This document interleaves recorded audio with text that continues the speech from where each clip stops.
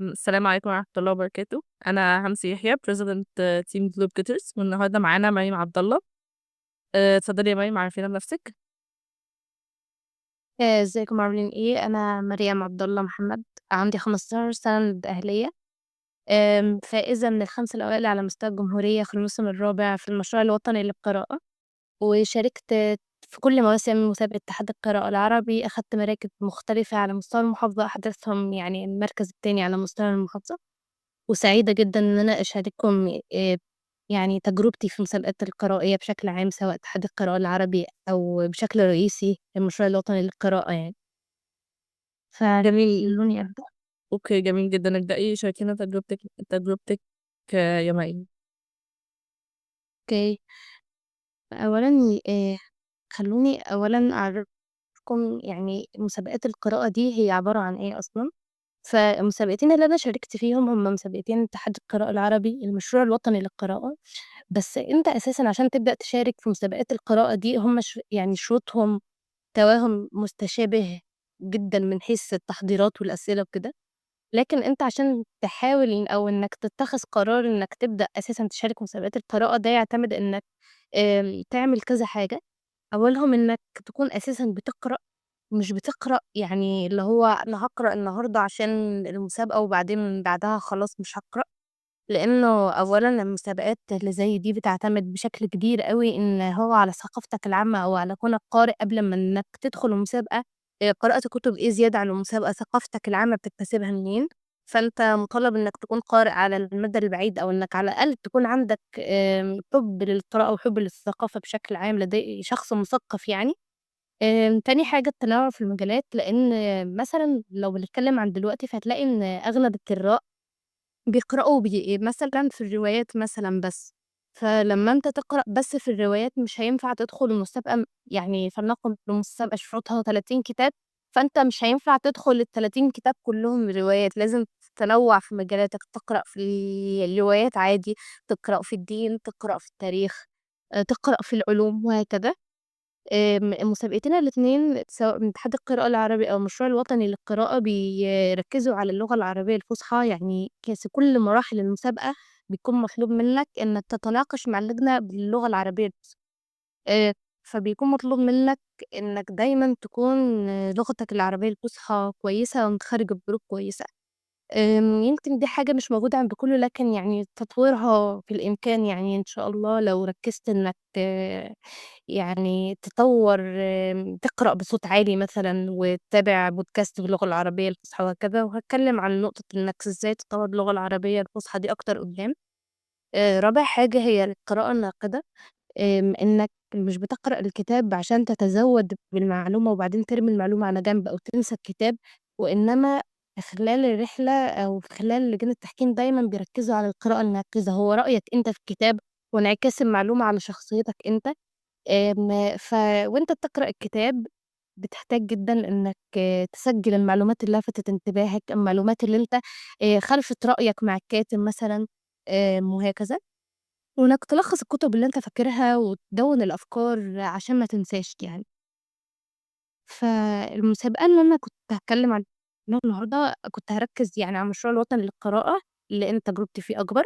لكن يعني على مدى الحاجات اللي أنا هاقولها برضه هاشرح معاه أو أقارن شروط اتحاد القراءة العربي معاه يعني.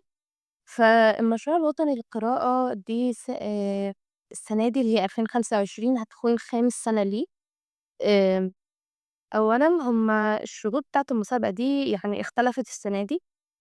فالسنة اللي فاتت اللي أنا فزت فيها الحمد لله يعني، كان مطلوب مننا إن إحنا نقرأ 30 كتاب كلنا. فترتيب الجوايز السنة دي بالكامل اختلف، لكن ما خلّونيش أقول لكم بالنظام الجديد يعني من المكتوب أو اللي هم أعلنوه يعني. فهُم أعلنوا إن السنة دي المستويات هيكون يعني مش هيكون 30 كتاب لكل الناس، وإنما هيقسموها مستويات. آآ أول مستوى هو المستوى الفضي، ده 30 كتاب يعني. أنت هتقرأ 30 كتاب برضه لازم في مجالات متنوعة. تاني مستوى هو المستوى الذهبي، ده مطلوب منك إنك تقرأ فيه 50 كتاب. وآخر مستوى هو المستوى الماسي ب 100 كتاب. أنا بس نسيت إن أنا أدوّن إن في 100 كتاب، لكن هُم ال3 مستويات دول بقى على أساسهم إن الجوايز بتختلف من مرحلة لتانية، لكن أنت من حقك إنك تشترك بأي عدد من الكتب من 30 أو 50 أو 100 حسب اللي يناسبك. آمم، بالنسبة لتحدّي القراءة العربي بقى، فتحدّي القراءة العربي هو عدد ثابت 50 كتاب لكل القُرّاء لكل المشاركين، إلا لو أنت يعني فُزت فيه قبل كده أو فُزت بمركز على مستوى المحافظة، فال50 كتاب بيبقوا 75 كتاب، لكن يعني بشكل عام كمشارك للمرّة الأولى دايمًا، دايمًا بيكون 50 كتاب. المسابقتين الاتنين يعني تحت إشراف منظمات مختلفة، لكن الاتنين يعني في النهاية تحت إشراف دولة الإمارات يعني. المشروع الوطني للقراءة تحت إشراف مؤسسة البحث العلمي، دي مؤسسة إماراتية. آآ ومشروع الوطني للقراءة مش بس لطلاب المدارس، إنما كمان لطلبة الجامعات والمعلمين والمؤسسات، بينما تحدي القراءة العربي هو بيركّز على طلبة المدارس بس. بس أنا لسه بقى هاتكلم عن الشروط أكتر يعني قدّام. آمم ف وأنا باتكلم دلوقتي هاقول أولًا شروط مشروع الوطني للقراءة، وبعدين هاقول شروط تحدي القراءة. فأساسًا عشان تدخل المسابقة أو المسابقتين بشكل عام ما فيش شروط يعني لإنك تسجّل غير إنك تكون طالب أصلًا، يعني سواء طالب مدرسة، طالب جامعة في المشروع الوطني للقراءة، وطالب مدرسة في تحدي القراءة العربي. ف أنا هابدأ مباشرةً في الشروط بتاعة إيه اللي أنت المفروض تعمله عشان تبدأ مشاركتك الفعلية في المسابقة، مش إزاي تسجّل، لإن ده يعني ما فيش شروط أساسًا. ف عشان تبدأ تسجّل في المشروع الوطني للقراءة وعشان تبدأ رحلتك في التجهيز، أول حاجة لازم تكون محتاجها هو الكُتب. ف فلنقل يعني أنا هاضرب مثال بال30 كتاب مثلًا اللي أنا شاركتهم، طبعًا يقدروا يكونوا 50 يقدروا يكونوا 100. ففي عدد صفحات مقرر ما ينفعش إنك تقِل عنه. فمثلًا فلنقل إن أنا في الصف الثالث الإعدادي مثلًا، فهنلاقي إن الحد الأدنى من الصفحات عندي هم 65 صفحة، يعني ما ينفعش إن أنا أشارك بكتاب 55 صفحة من ال30 بتوعي مثلًا، لازم أقل حاجة 65 صفحة وتعلى عن كده براحتك بقى. يعني أنا عندي كنت باشارك بكُتب 500 صفحة و600 صفحة عادي، مش لازم إنك تكونوا كلّهم 65 صفحة يعني، لكن المهم إن هو يكونوا ما يكونوش أقل من 65 صفحة، عليه 65 صفحة بالضبط أو أكتر. عامةً هي موجودة قدّامكم أهو كل صف بقى بعدد الصفحات بتاعه، يعني أعلى حاجة خالص هو الصف السادس ثانوي، ده 85 صفحة. بالنسبة لطلاب الجامعات يعني بتكون 100 صفحة. آمم بالنسبة بقى لتحدي القراءة العربي فبيكون أقل شوية، أقل شوية بكتير يعني. فتحدي القراءة العربي بيكون بالنسبة للمرحلة الابتدائية الصف الأول الابتدائي للصف الثالث الابتدائي، بيكون 15 صفحة. من الصف الرابع الابتدائي للصف السادس الابتدائي بتكون 25 صفحة. أقل حاجة إعدادي كلّهم بيكونوا 35 صفحة، وثانوي بيكونوا 55 صفحة. فيعني الصف الثالث ثانوي في تحدي القراءة العربي أقل حاجة عنده 55 صفحة، في المشروع الوطني للقراءة 85 صفحة. مهم برضه قبل ما أنا أكمّل إن أنا أعرّفكم إن في مسابقتين المتسابقين بيتقسّموا فئات. أول حاجة هي الفئة الأولى اللي هي من الصف الأول الابتدائي للصف الثالث الابتدائي، دول بينافسوا بعض يعني في المراحل الأولية. تاني حاجة هو الفئة التانية ابتدائي 2 اللي هم من رابعة ابتدائي لسَتّة ابتدائي، دول برضه بينافسوا بعض. إعدادي بالكامل، أولى إعدادي لتالتة إعدادي، دي الفئة التالتة. وأخيرًا الفئة الرابعة اللي هي طلبة ثانوي. وفي المشروع الوطني للقراءة بقى في فئة تانية مخصوص لطلبة الجامعات كلّهم بينافسوا بعض يعني. التسجيل بقى في المسابقتين يعني هو مش بتفتح موقع يعني ولا في form ولا أي حاجة زي ما بتسجل في الprograms العادية، وإنما أنت بتروح للمدرسة بتاعتك.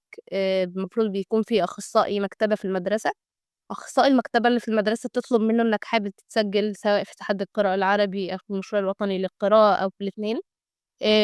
يعني في الغالب المُشرف هو اللي بيتولّى تسجيلك على الموقع بتاعهم يعني، وبيعرّفك نوعية التصفيات وكده. لكن يعني في بعض الطلبة من محافظات تانية يعني زملائي دايمًا بيواجههم مشاكل أحيانًا، أحيانًا في مثلًا ما فيش أخصائي مكتبة أصلًا في المدرسة. أخصائي المدرسة مش بيشارك في مسابقات للأسف. فالحل في الحاجات اللي زي دي يعني أولًا طول ما في أخصائي مدرسة هو أساسًا المفروض يسجّلك لو أنت غلطت أصلًا. لكن في حالة إن ما فيش أصلًا أخصائي مدرسة كده ترجع للتوجيه بتاع المكتبات بتاع الإدارة أو المحافظة بتاعتك، وبتطلب منهم يسجّلوك، المفترض إن هُم بيحاولوا يساعدوك بشكلٍ ما يعني. آمم خلّونا نروح على الصفحة اللي بعدها. ماشي. فإحنا قُلنا بعد ما أنت تختار الكتب بتاعتك اللي هُم يكونوا كلّهم فوق الحد الأدنى بتاعك، وكلّهم على فكرة بالمناسبة عادي إن هُم يكونوا PDF، عادي تكون مستلفهم من حد، عادي إنك هُم يكونوا عندك في البيت، عادي من مكتبة المدرسة، أي كتاب يعني في الحياة ممكن تدخل بيه ما عدا كتب معيّنة، وهُم كتب باللغة الإنجليزية يعني ما ينفعش تدخل بكتب English في مسابقة. الموسوعات والفهرس مثلًا والشعر، مدوّنات الشعر، لأ أنت محتاج كتب بشكل فعلي. آآ يعني من عندي أنا باقول مثلًا إنك تحاول تلاقي كُتب المفيدة مش مجرّد كُتب روايات مثلًا، يعني أغلب الروايات المنتشرة دلوقتي يعني تلاقيها مثلًا خيال بس مثلًا، فمش هتقدر تطلع منها بدرس مستفاد يعني واقعي يعني. مش حابة أضرب مثال يعني لكن خلّيني أضرب مثال بالكُتب المفيدة. فلو إحنا مثلًا قُلنا رواية زي عائد إلى حيفا مثلًا لغسان الكنفاني، فواضح من عنوانها إن هي بتتكلم عن فلسطين، فلو أنت بتتكلم عن الرواية دي هتقدر تتكلم مع اللجنة إنك عرفت مثلًا إن ما هي أهمية الوطن بالنسبة لكل شخصيات الرواية، وده هيأثّر على شخصيتي إن أنا أقدّر وطني أكتر مثلًا. لكن في روايات تانية هي موجودة لمجرد المتعة وأنا مش باقلل من قراءتها، لأ عادي إحنا بنقرأها عشان نستمتع، لكن أنا باقول إن هو يُفضّل إنك تختار عشان المسابقة كُتب تكون مفيدة، يعني روايات عادي بس رواية تقدر تستفيد بيها. آمم طبعًا من شروط المسابقة إنك تكون متنوع في مجالات القراءة، يعني أنا من ساعتها باضرب المثل بالروايات لإنها أكتر حاجة بتقرأ يعني، لكن المفروض إنك ما تقرأش روايات بس. ففي شروط دايمًا للكتب المقروءة أو يعني تنوّع في المجالات بتاعتك. فالمفروض بالنسبة للمرحلة الابتدائية يكونوا مجالين. المرحلة الابتدائية التانية اللي هي الفئة التانية من رابعة وستة ابتدائي 3 مجالات، إعدادي 4 مجالات، ثانوي 5 مجالات. المجالات دي بقى بنعرفها إزاي؟ يعني دايمًا تلاقي أسئلة اللي هو دلوقتي أنا قارئ روايات رعب، وروايات تاريخية، وروايات فانتازيا، لأ دول مش مجالات. المفروض إنك تقرأ في مجالات متنوعة، ما تركّزش على مجال واحد. بالنسبة لطلاب المرحلة الابتدائية بيكونوا مجالين، المرحلة الابتدائية التانية بيكونوا 3 مجالات، إعدادي 4 مجالات، ثانوي 5 مجالات. المجالات دي بتتقاس على مقياس محدد، يعني ما نقولش مثلًا أنا قرأت كتب روايات فانتازيا وروايات تاريخية وقرأت روايات رعب يبقى 3 مجالات، لأ. إحنا بنقيس المجالات دي على أساس تصنيف موجود قدّامنا، هو تصنيف دي والعشري. تصنيف دي والعشري ده يعني مقسّم الكتب في المكتبة لتصنيفات، المعارف العامة، الفلسفة وعلم النفس، الديانات، العلوم الاجتماعية، اللغات، هو موجود قدّامنا. بس مثلًا فلنقل كل الروايات اللي في الحياة اسمها آداب، اللي هي موجودة في رقم 800 و899. يعني الروايات كلّها أيًا كان نوعها هي اسمها مجال مش مجالات. الكتب التاريخية مجال، العلوم مجال، لكن مش يعني مش تعتبر تفرعات المجال الواحد مجال، يعني ما تقولش إن أنا قرأت كتب تطوير ذات، وقرأت كتب فلسفة، كتب علم نفس وتعتبرهم 3 مجالات، لأ ما ينفعش، دول اسمهم كلّهم مجال اللي هم فلسفة وعلم نفس. فإحنا قُلنا إن كل مرحلة بقى المفروض إن هي تقرأ عدد المجالات المقرر بتاعها، وتقسّمهم على عدد الكتب، يعني يكون في توازن. يعني أنت مثلًا فلنقل إنك دلوقتي قرأت 30 كتاب، فال30 كتاب بتوعك ما ينفعش إنك تقرأ مثلًا 25 أدب وتقوم قايل إيه، كتاب من كل مجال تاني وتقول أنا كده خلاص قرأت 5 مجالات، لأ، أنت لازم تعمل توازن، يعني فلنقل إنك قرأت 30 كتاب على 5 مجالات هيكون المفروض تقرأ مثلًا 4 كتب في كل مجال، وهكذا يعني. أوكي. بعد ما أنت تقرأ الكتب بتاعتك، بيكون في بقى حاجة اسمها مدونات الإنجاز. أو جوازات التحدي، سواء في التحدي سواء في المشروع، اسمها جوازات الإنجاز، مدونات الإنجاز في مشروع الوطني للقراءة، جوازات التحدي في تحدي القراءة العربي. المدونات دي أنت بتكتب فيها ملخصات الكتب اللي أنت قرأتها، يعني أنا حطيت كمثال صورة من ملخص من الملخصات اللي أنا كنت داخلة بيها. فبيكون مطلوب منك في المدونات دي إنك تكتب اسم الكتاب، اسم المؤلف، دار النشر، عدد صفحات الكتاب، وملخص. الملخص ده يعني زي ما انتوا شايفين مش ملخص كبير، يعني تكتب ملخص صفحتين وتقوم حاطط هو ملخص يعني آم، 10 سطور أو 11 سطر، 9 سطور، وفي الغالب بيكونوا صغيرين. يعني أنا كده عاملة تكبير للصفحة، لكن هي مش حجمها الحقيقي كده، حجمها الحقيقي بيكون صغير أكتر من كده بكتير. فتكتب ملخص صغير جدا يعبر عن فكرة الكتاب يعني. آه، لكن تراعي إن الملخص ده يعني اللجنة هتناقشك فيه، لكن يعني مش مهم إنك تكتب فيه كل حاجة. يعني مثلًا في كتاب مثلًا كتاب بيتكلم عن الصحابة مثلًا 10 مبشرين بالجنة، فبيحكي كل واحد مثلًا من ال10 مبشرين بالجنة، فإحنا قُلنا إنك مش في الملخص بتاعك مش المفروض إنك تحكي قصة حياة كل واحد فيهم بقى. لأ، أنت يعني المفروض إنك في الملخص ببساطة هتقول إن الكتاب يتحدث مثلًا عن ال10 المبشرين بالجنة الذين أضافوا الكثير للإسلام، مثل مثلًا علي بن أبي طالب، بابن عم الرسول، وتضرب مثلًا مثالين 3 مثلًا. إحنا كنا بنضرب مثال على ساق البامبو، فقُلنا إن هو لو حد شاف العنوان بس من غير ملخص هيكون ده بيتكلم عن إيه يعني. فالملخصات دي بس موجودة ببساطة عشان تعرّف اللي قدّامك الكتاب بيتكلم عن إيه. وأصلًا الإنسان اللي بيناقشك مش بالضرورة يكون قارئ كل الكتب اللي أنت قرأتها، لأ عادي ممكن ما يكونش قارئها. فالموضوع 100% بيعتمد على عرضك أنت للكتاب يعني. دلوقتي هاتكلم عن التصفيات. في مسابقتين من مراحل التصفيات وِحدة يعني. آمم أولًا بتبدأ بتصفيات المدرسة، بعدين تصفيات الإدارة، بعدين المحافظة، وبعدين الجمهورية.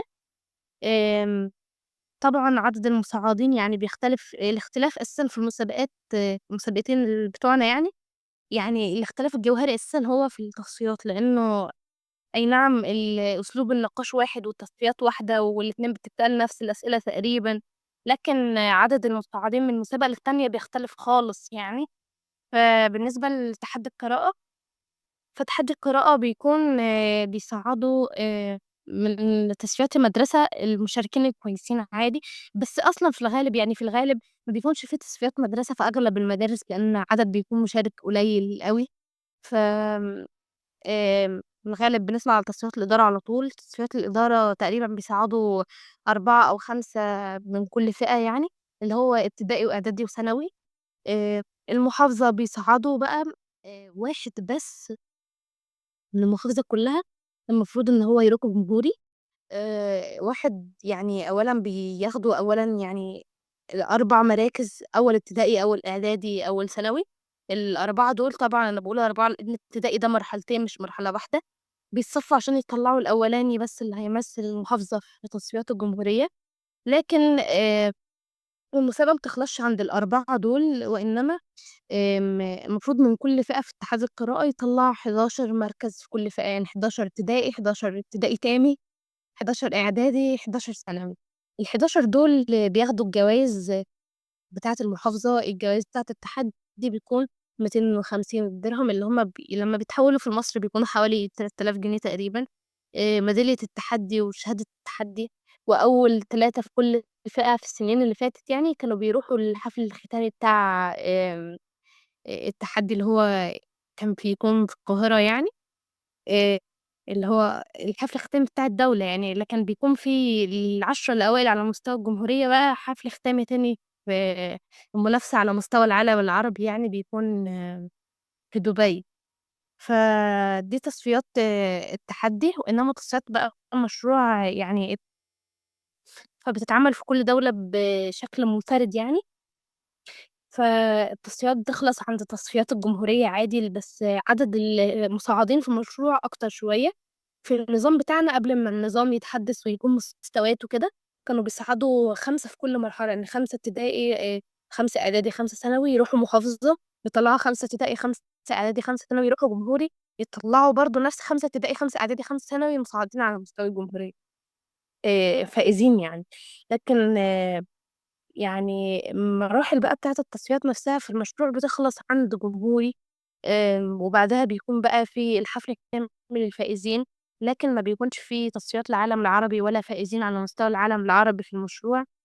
آمم طبعًا برضه بقى في المشروع يعني لو إحنا قارنا عدد فرصة التصعيد مثلًا في المشروع والتحدي، هنلاقي إن التحدي بيصعّد واحد بس على مستوى المحافظة كلّها عشان يطلع جمهوري، بينما المشروع بيصعّد يعني 20 اللي هم 5 من كل مرحلة، 5 ابتدائي، 5 إعدادي، 5 ثانوي، دول كلّهم هيروحوا جمهوري. جمهوري في كل السنين اللي فاتت يعني كان بيتعمل في العاصمة الإدارية في فندق الماسة، حاطة شوية صور.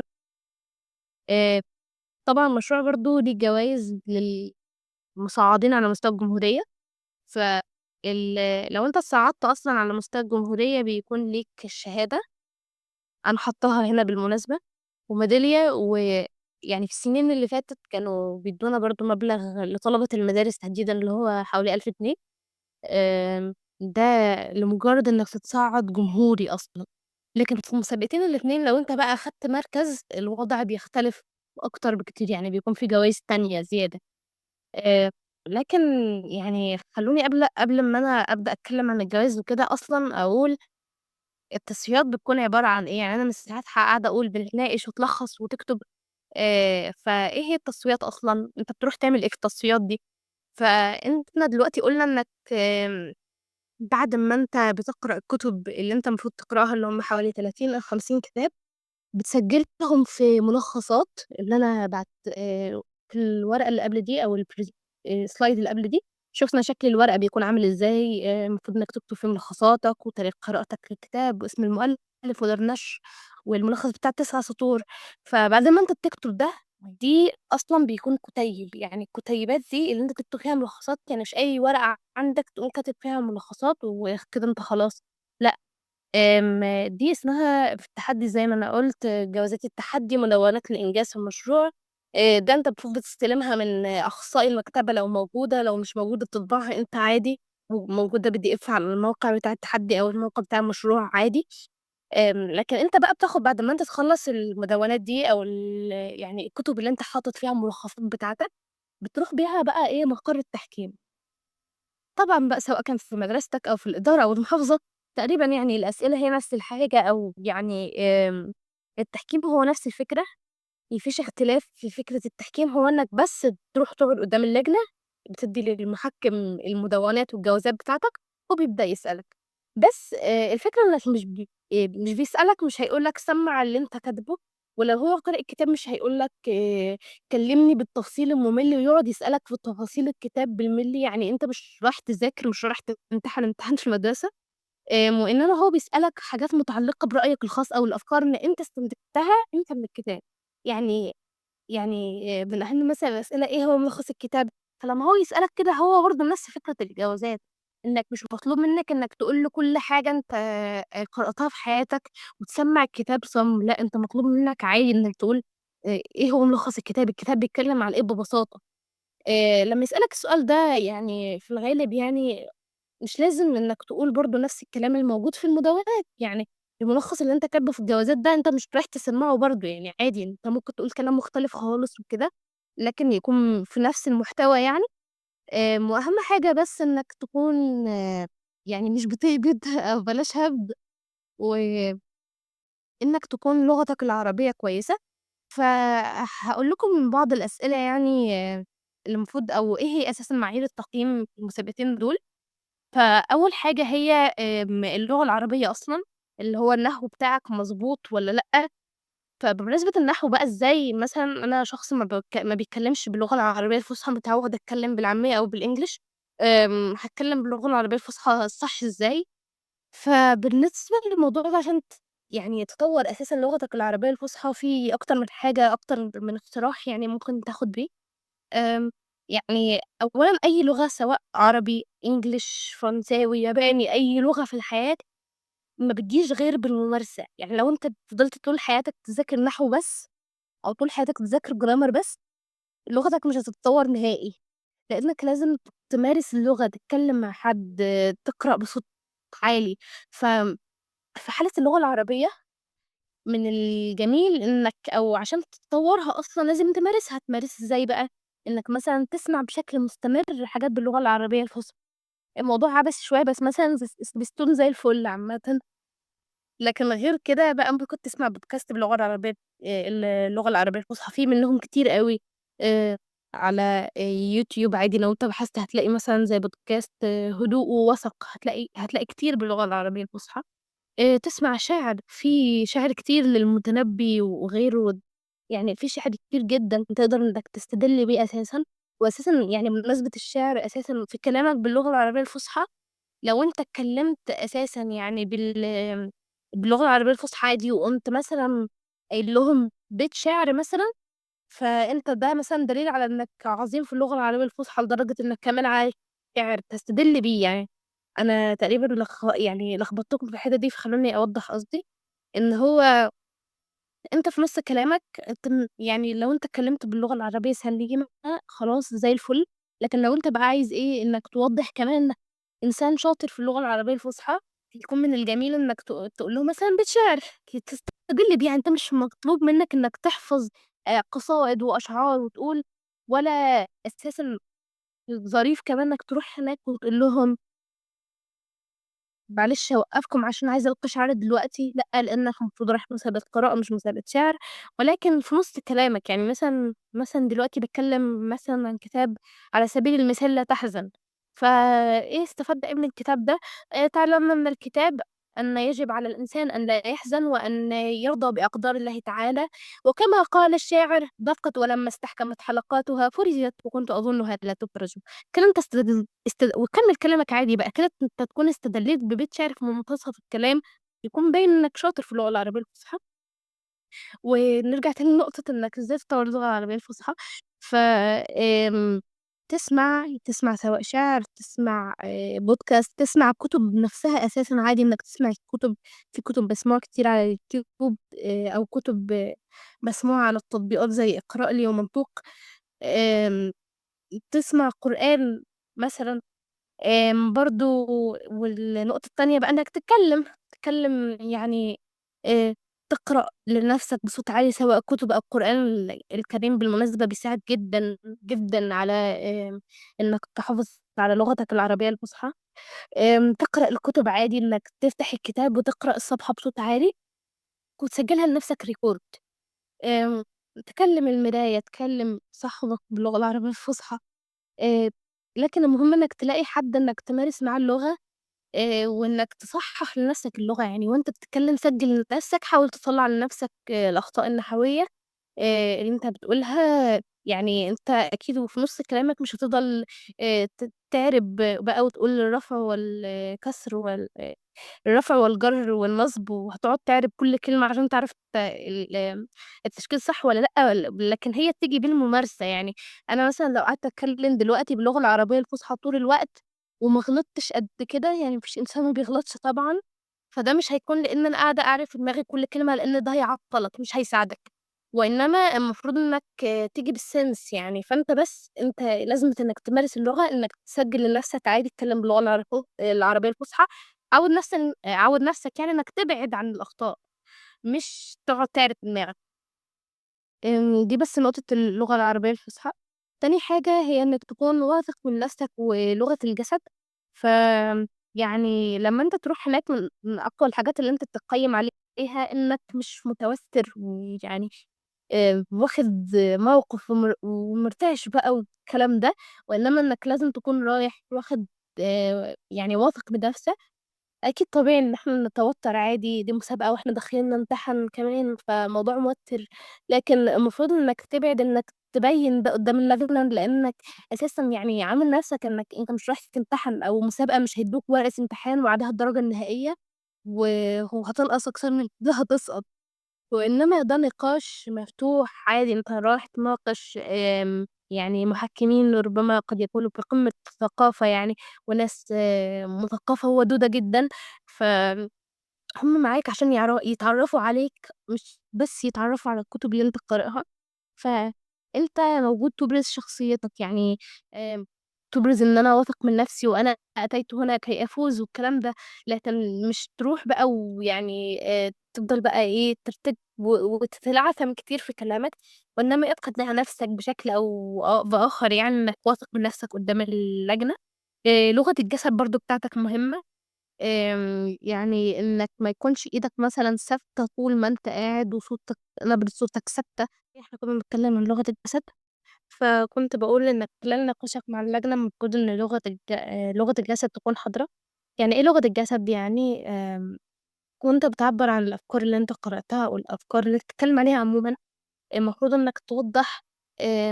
يعني مثلًا إيدك ما تكونش ثابتة طول ما أنت قاعد، لأ عادي إيدك تتحرك، ما تكونش زيادة عن اللزوم. نبرة صوتك، يعني لو أنت دلوقتي بتتكلم عن موضوع مثلًا عصبي زي المقاومة، موضوع يستاهل إشاعة وشدة، عادي إنك ترفع صوتك وتقول والمقاومة هي مثلًا، وتقول مثلًا يعني تعلّي صوتك وبعدين صوتك يرجع تاني. بتتكلم عن حاجة تزعّل زي الضحايا مثلًا صوتك يوطى عادي. ممكن ترفع إيدك عادي أو تحرّك إيدك تعمل يعني إشارات مثلًا بإيدك، يعني دي اسمها لغة الجسد، المفروض إن هي تكون موجودة طول ما أنت قاعد يعني. في حاجة تانية بتقيّم عليها وهي فترات الصمت. إيه هي برضه فترات الصمت؟ أنت وأنت بتتكلم المفروض إنك يعني مسموح لك مثلًا إنك تفكّر. آآ مثلًا اللجنة بتسألك سؤال عادي، السؤال ده مثلًا creative شوية، محتاج منّك شوية تفكير أو بيسألك على تفصيلة مثلًا في الكتاب أو رأيك في حاجة، بيحتاجك إنّك تفكّر شوية. عادي وقتها إنّك تستسمحه عادي إن أنا عايز أفكّر، عادي مش هيقول لك لأ، لكن ما تقعدش تفكّر كتير.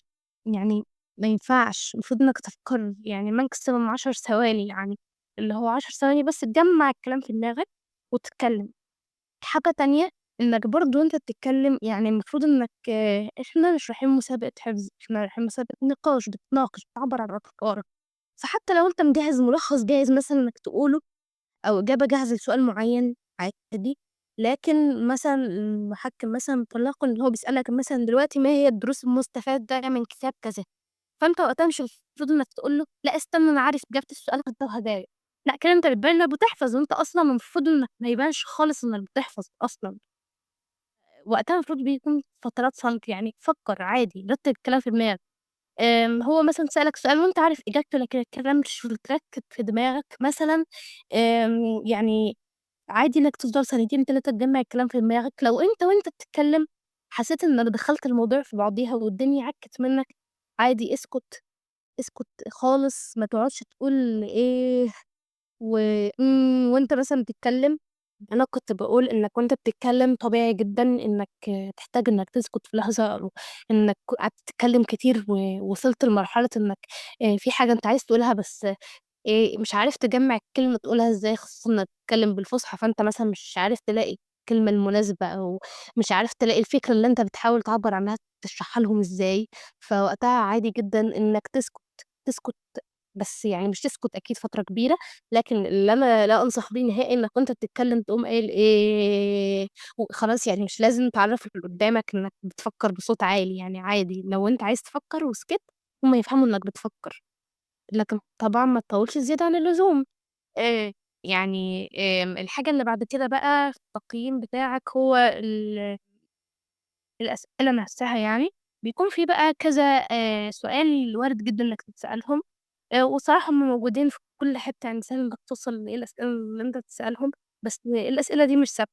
يعني أنت بتقيّم على أساس الأسئلة دي، لكن المحكّم في النهاية عادي جدًا، جدًا إن هو يطلع برّه الأسئلة دي يسألك عن حاجة تانية، رأيك في كتاب معيّن، تفصيلة مثلًا لفتت انتباهه أو حاجة أنت قُلتها في نُص كلامك أثارت انتباهه وعايز يسألك فيها. فده عادي، لكن الأسئلة دي موجودة عشان إيه، تفتح مواضيع مثلًا كده وأنت تقيّم على أساسها. فأنا هاقول عدد الأسئلة دي دلوقتي. أول حاجة عرض الكتاب بالتفصيل، ده اللي هو ملخص الكتاب. أنت المفروض في السؤال ده إنك تقول ببساطة ملخص الكتاب. عادي إنك تقول نفس اللي مكتوب في الجوازات أو في المدونات بتاعتك، عادي إنك تقوله مع زيادة شوية كده يعني. تاني حاجة ممكن تتسأل فيها إيه هي أفكار الكتاب الرئيسية.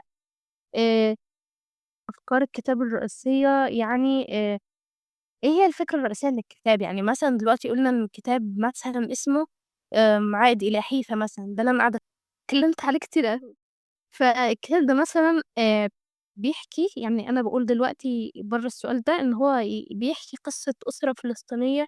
الأسرة دي اتطردت من بلادها ويعني عايزة ترجع تاني، فبيحكي يعني إيه وطن بالنسبة لكل شخصية، هل الوطن هو بس مجرد الأرض والّا الوطن حاجات تانية كتير؟ فلو أنت قُلت إن إيه هي الفكرة الرئيسية من الكتاب ده، المفروض إنك تقول جملة. يعني لمّا هو يسألك إيه هو ملخص الكتاب، المفروض إنك تقول ملخص الكتاب، اللي هو قد يكون 9 سطور، 10 سطور، يعني ياخد منك دقيقة. بينما لو قال لك إيه هي الفكرة الرئيسية للكتاب، أنت مطلوب منك تقول جملة. يعني لو أنا مثلًا في نفس كتاب عائد الإلحي فقال لي: "ما هو ملخص الكتاب؟" هاقول له: الكتاب يتحدث عن قصة أسرة فلسطينية اضطرت للنزوح عن عائلة حيفا مع بداية العدوان الإسرائيلي." إلى آخر القصة. لكن لو هو سألني إيه هي الفكرة الرئيسية من الكتاب ده، أنت بتقول جملة واحدة بس تعبّر عن الدرس المستفاد أو الفكرة الرئيسية من الكتاب. يعني في حالة عائد إلى حيفا ممكن أقول أن الفكرة الرئيسية من هذا الكتاب هو أو هي أن الوطن هو الحنين، أن الوطن هو المقاومة مثلًا. بس دي الفكرة الرئيسية. لو هم طلبوا منك توضّحها خلاص وضّحها، لكن لو سألك إيه هي الفكرة الرئيسية، فهي جملة ما نزوّدش عنها. ممكن برضه يسألك إيه هي الأفكار الفرعية، فالأفكار الفرعية دي يعني ببساطة هي آمم الفصول بتاعة الكتاب مش عناوين، لكن أهم الأحداث في الكتاب.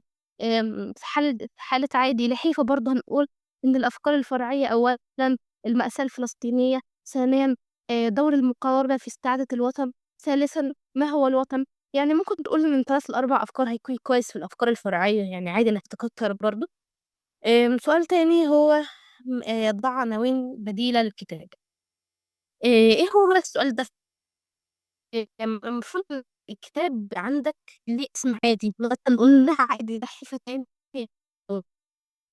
وقت إن هو المحكّم يسألك: طيب لو أنت هتغيّر عنوان الكتاب ده هتسميه إيه؟ المفروض إنك تختار عنوان برضه يعبّر عن أفكار الكتاب باللغة العربية الفصحى. لكن عشان تاخد يعني أعلى حاجة في السؤال ده أو عشان تكون وفّيت في السؤال ده، المفروض إنك أول حاجة إن العنوان ما يكونش طويل، يعني ما ينفعش إن عنوانك يكون أطول من 4 كلمات. تاني حاجة إنه ما يتكررش حاجة، يعني ما تقولش مثلًا يعني فلنقل عائد لحيفا ما تروحش تقول عائد إلى الوطن، أنت كده قررت عائد وإلى، المفروض ما تكررش ولا كلمة في العنوان. لكن لو أنا مثلًا دلوقتي أنا قُلت إن عائد إلى حيفا أنا عايزة عنوان بديل للكتاب، فأنا ممكن أقول الإنسان القضية مثلًا، دي كانت فكرة موجودة في الكتاب. ممكن أقول دور المقاومة مثلًا، ولو إن ده عنوان مش creative أوي. لكن حاول تكون عنوانك مميز بيعبّر عن الكتاب. لو قُلنا لا تحزن، فأنت مش المفروض تقول لا تيأس، يعني ده كده عنوان مش كويس. لكن لو أنت قُلت مثلًا آمم أسعد نفسك مثلًا أو آآ يعني ابحث عن الأمل مثلًا، ممكن يكون ده عنوان معقول كويس، ممكن تاخد عليه يعني تكون وفّيت كويس أو جاوبت كويس في السؤال ده. برضه من اللطيف إنك توضّح أنت ليه اخترت العنوان ده من غير ما هو يسألك أحيانًا، أو ممكن أساسًا هو يسألك إنك توضّح ليه اخترت العنوان ده. يعني ليه أنت قُلت مثلًا دلوقتي على كتاب يعني عايد إلى حيف الإنسان قضية، ليه الإنسان قضية؟ اشرح كده. فأنت تقول أنت ليه اخترت العنوان ده. فيعني مش هاشرح دلوقتي لإن يعني ضربت مثال مقتطفات الكتاب، ولو أنا قعدت أشرح برضه مش هيكون اللي قارئ الكتاب. يعني راعي برضه أنت تختار يكون عنوانها دقيق يعني. آمم السؤال بقى هو البلوغ. فمن كل إنك فهمت حاجات من الكتاب، الحاجات دي أنت المفروض تقولها. يعني يعني لو أنت بتقرأ دلوقتي كتاب ديني، المفروض إن مثلًا فلنقل الكتاب عن الصلاة مثلًا، فأنت مش المفروض إنك تقول له بس إن الكتاب يتحدث عن الصلاة، وأنا اتعلمت من الكتاب كيف أصلي مثلًا. يعني ده مثال عبثي جدًا عامةً، بس يعني باشرح.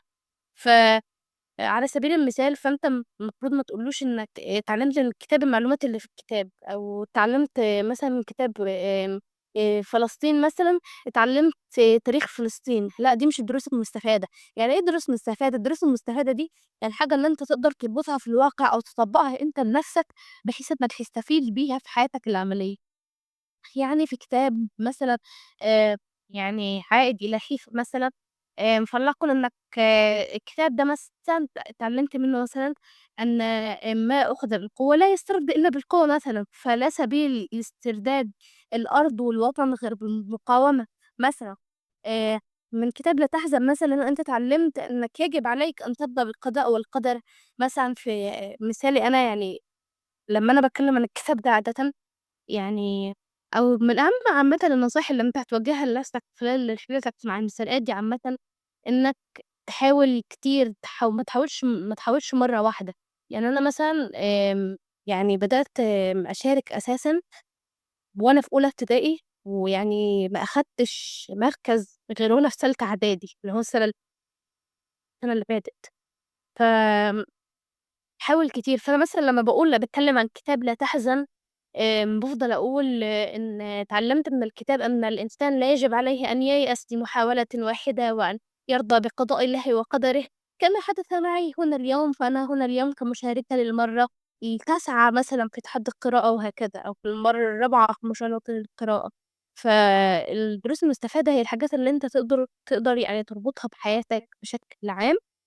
وبالمناسبة أنت تُحاسب على إنك تربطها بالواقع، يعني حاول تقول دروس أنت تقدر تربطها بالواقع، ولو الدروس يعني تقدر كمان تضرب مثال حقيقي من الواقع أو موقف أنت حقيقي ضربت فيه المثل ده، فهيكون شيء رائع يعني. السؤال اللي بعده هو غرض الكاتب، ليه الكاتب ألِّف الكتاب ده؟ آمم، مثلًا ألِّف الكتاب اللي يشجّع الناس مثلًا على المقاومة مثلًا. طَب مين جمهور الكتاب غرض جمهور الكتاب مثلًا لو قُلنا كتاب عن الفضاء مين جمهور الكتاب؟ هم الناس الشغوفين بالعلوم المختلفة يعني. يعني يعني غير بقى كده اللي هو الجزء الأهم بالنسبة لي هو القراءة الناقدة اللي أنا قُلت لكم عليها في الأول، يعني إنك يكون ليك رأي. إيه اللي عجبك في الكتاب؟ عجبني في الكتاب مثلًا بتاع عائد إلى حيفا مثلًا هو إن أسلوب الكاتب يعني كان رائع بحيث إن هو وصف أفكاره في جُمل قليلة، رغم ذلك كان ليها أثر عميق، الكتاب كان مؤثر مثلًا. لكن ما ينفعش إنك تقول مثلًا هل الكتاب عجبك؟ آه، تقوم ساكت، لأ ما ينفعش، أنت المفروض تقول آه وعجبك ليه، وإيه دليلك على إن ده صحيح فعلًا يعني. الكتاب ما عجبكش ليه، ما ينفعش تقول هل الكتاب عجبك؟ لأ الكتاب وِحِش وتقوم ساكت، لأ برضه ما ينفعش، المفروض إنك تقول لم يعجبني الكتاب بسبب كذا وكذا وكذا. وإنك تقوله يكون عليه دليل موجود عشان تطبّل للكاتب، عادي إنك تكون تختلف معاه في فكرة أو فكرتين أو أكتر عادي.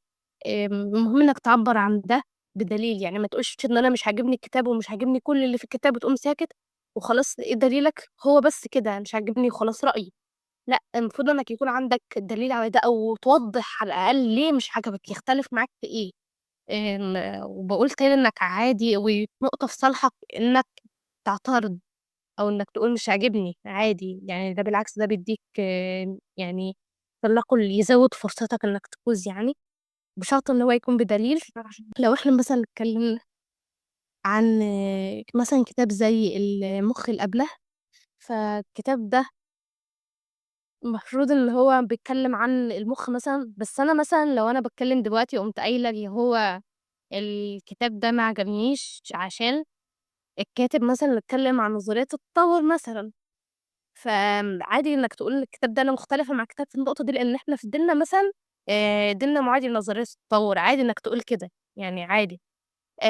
دي الأسئلة يعني اللي في الغالب كُلّه بيتسألها مع إنك المفروض تكون عارف المعلومات المكتبية بتاعة السؤال. المعلومات المكتبية اللي إحنا كاتبينها أساسًا في المجوزات بتاعتنا أو المدونات بتاعتنا، اللي هو اسم المؤلف ودار النشر وعدد الصفحات المفروض إنك تكون عارفهم حتى لو بالتقريب يعني، اللي هو عدد الصفحات 300 وحاجة عادي.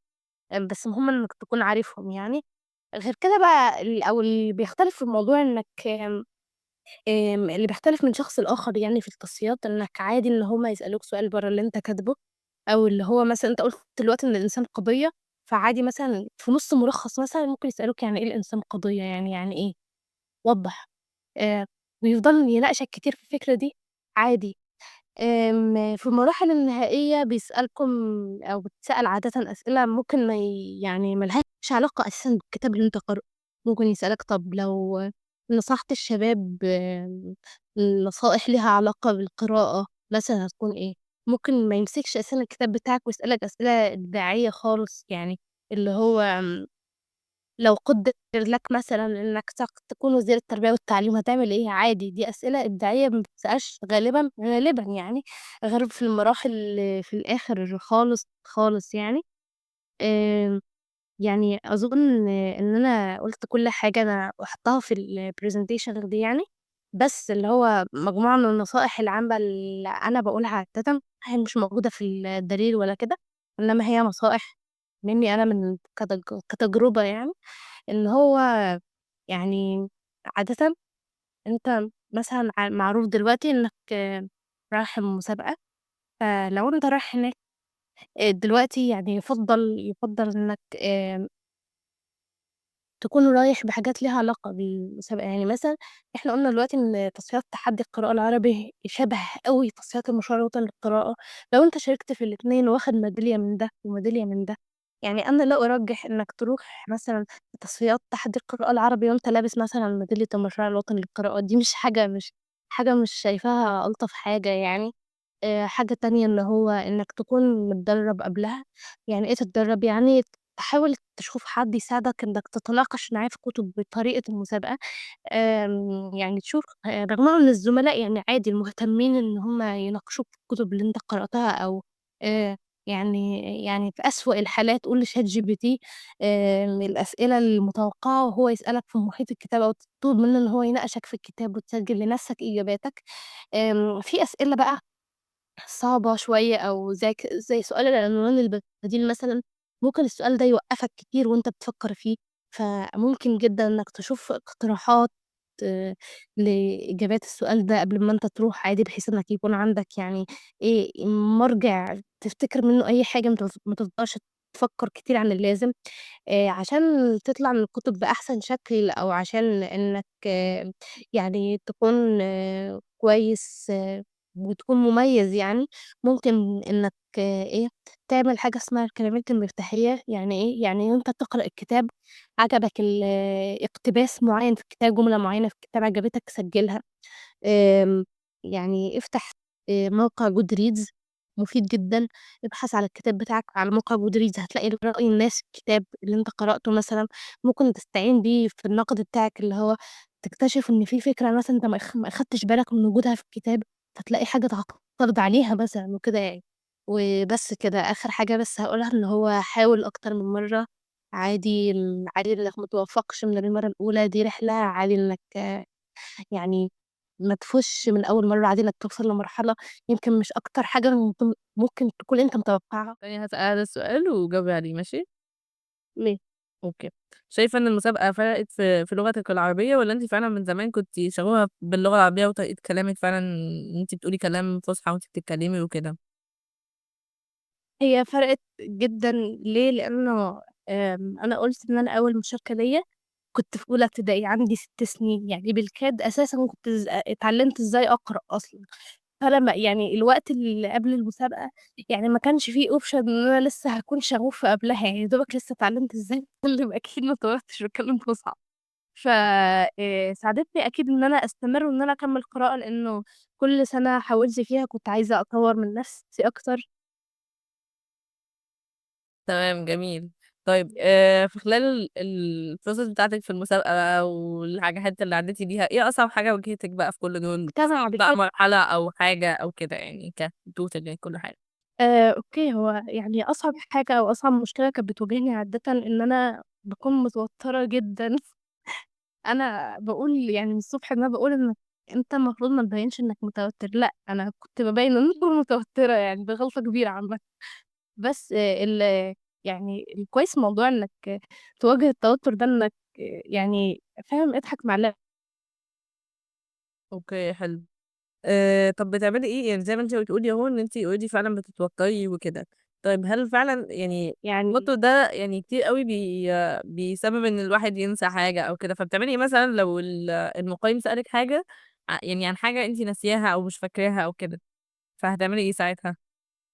أو لو بتعملي إيه لو تفصيلة من أوكي، لو تفصيلة من الكتاب مش غلط إنك تقول إن أنا نسيت، وهُم يعني مقدّرين جدًا لفكرة إنك تكون متوتر أساسًا، يعني وأنا باتكلم مع اللجنة كانوا قعدوا بيقولوا لي: "أنتِ بتضطري ليه فكّري شوية عادي." وكانوا بيسيبوني أفكّر عادي، لكن لو أنت نسيت مش عادي إنك تقول إن أنا نسيت، لو دي فكرة منك أنت عادي إنك تقول لهم لحظة استنوا عشان أتذكّر اللي أنا كنت هاقوله وهُم برضه مش هيقولوا لك لأ، لكن لو في نُص كلامك يعني يعني لو أنت بتتكلم بقى عن فكرة احوِد لفكرة تانية بشكل أو بتاني، يعني لو أنت بتتكلم مثلًا عن فكرة مثلًا الحزن مثلًا أو إزاي تقاوم الحزن مثلًا، فأنت في نُص الكلام وأنت بتتكلم في نُص النصيحة وقُلت ويجب عليك أن، وقُمت ساكت، فعادي قُل أي نصيحة فاهم، اللي هو اقلب عليهم الترابيزة وشوف فكرة تانية اتكلم عليها بس مش أكتر. تمام، حلو. طيب أنتِ دلوقتي قبل التقييم أو كده، فأنتِ إزاي بتحضّري بقى نَفْسِك للمرحلة ديّة، يعني تعملي إيه أو كده؟ أول حاجة إنك زي ما أنا قُلت يعني حاجة ساعدتني جدًا، جدًا، جدًا، يعني موضوع الكلمات المفتاحية ده إنك تكون مجهّز حاجات تستشهد بيها، الشعر أبيات شعر تستشهد بيها اقتباسات وتقرأها كلّها قبل ما أنت تكون داخل، بحيث لو في كتاب أنت ناسي فكرته الكلمات المفتاحية دي هتساعدك إنك تدخل فيها، تاني حاجة مهمة جدًا إنك تلاقي حد تتناقش معاه، يعني حتى لو مع ChatGPT عايز تقول له ناقشني في الكتاب وتسجل لنفسك وتعرف المعلومات، المهم إنك تكون عارفها أو ممكن يلفت انتباهك لثغرات في كلامك مثلًا اللغة العربية وكده يعني. تمام، جميل. طيب دلوقتي لو عندِك كتاب كبير، يعني كتاب حرفيًا كُلّه مهم، يعني مثلًا زي ما أنتِ كنتِ بتدّي برضه وأنتِ كنتِ already اتكلمتِ في الpoint ديّة، إن هو لو كتاب مثلًا كُلّه معلومات أو كده، فأنتِ إزاي بتقدري إن أنتِ تنقّي الحاجة اللي تخلّيكِ يعني أنا هاكتب عن بتحددي منين الحاجة اللي أنتِ هتكتبي عنها الملخص أو الintro للكتاب أو كده؟ أوكي، أنت بتكتب في ملخص أو الحاجة اللي أنا باتكلّم عنها هي الفكرة العامة، لو أنا دلوقتي زي هاضرب نفس مثال تاني يعني أو أضرب مثال مختلف، إن مثلًا الكتاب بيتكلّم مثلًا أنا ضربت في الأول ال10 مبشرين بالجنة، ممكن أضرب مثلًا المرّة دي عن الفضاء مثلًا، فالفضاء يعني أقول الكتاب مثلًا بيتكلّم عن النجوم بشكل منفرد والكواكب بشكل منفرد، ويعني المجرات بشكل منفرد وهكذا. لكن أنت وأنت بتكتب بتقول الفكرة العامة، يعني وأنت ببساطة بتقول إن الكتاب يتحدث عن أكتر من حاجة في الفضاء زي الكواكب والمجرات وإلخ، إلخ، إلخ، إلى آخره بقى، بس يعني مش مهم إنك تقول كل حاجة يعني، فاهم؟ اللي هو اكتب كتاب مثلًا ما تقولش الكتاب يتحدث عن الكواكب وتقول معلومة عن الكواكب، لأ عادي قُل الكتاب يتحدث عن الكواكب والنجوم والمجرات مع ذكر العديد من المعلومات المشوقة إلى آخره يعني. تمام، آخر سؤال بقى، دلوقتي إحنا في كُتب كتير بيبقى اللغة العربية بتاعتها صعبة أو فيها مصطلحات صعبة شوية وبتبقى مش سهل إن الواحد يفهمها، كنتِ بتعملي إيه عشان تفهميها يعني؟ أنا نفسي حاليًا برضه لمّا باجي أقرا كُتب أو كده، فبيبقى الموضوع صعب فيه كلام كتير ما بافهموش أو كده، فمثلًا باروح أستعين بحد أو كده، لكن مثلًا فكرة بقى إن أنتِ قدامِك أنتِ مضطرة إن أنتِ تبقي فاهماه وتلخّصي وليلة، فبتعملي إيه؟ ماشي، هو في أكيد كُتب صعبة زي كُتب العقاد طه حسين ومصطفى صادق الرافعي والناس دي. فأنا قُلت أولًا إن أنتِ زي ما أنتِ قُلتِ إنِّك تستعين بحد، لكن ما فيش حد. فأولًا يعني أنت المفروض طول ما أنت بتحاول إنّك تشارك أصلًا، المفروض تختار كُتب قوية أو كُتب مفيدة فعلًا، لكن يعني أنت مش مُجبر إن يكون 100% من الكُتب قوية أو لو كتاب مش في مستواك أصلًا، يعني ما تجبرش نَفْسك إنّك تشارك بيه لمجرد إنّك اسمك شاركت بكتاب قوي يعني، لكن لو هو في مستواك ومش فاهم حاجة يعني ممكن تسأل ChatGPT جدًا، ممكن تسأل قُرّاء تانيين، ممكن في مُعجم عادي إنّك تسأل المُعجم، لكن وفي ناس بقى على اليوتيوب اللي هو مثلًا كتاب زي الداء والدواء مثلًا أكيد هتلاقي ناس شارحة مقاطع منه مثلًا على اليوتيوب مثلًا إلى آخره يعني، لكن في الغالب هتلاقي يعني مصادر تترجم لك اللي أنت مش عارفه إيه. تمام جميل. أنا خلصت الأسئلة اللي عندي، كنت مبسوطة إن أنا معاكِ النهارده يا مريم، وبجد شكرًا على المعلومات الكتيرة اللي أنتِ قُلتيها والtips and tricks اللي أنتِ قعدتِ تقوليها دي، وبس خلاص يعني. أوكي، شكرًا. العفو.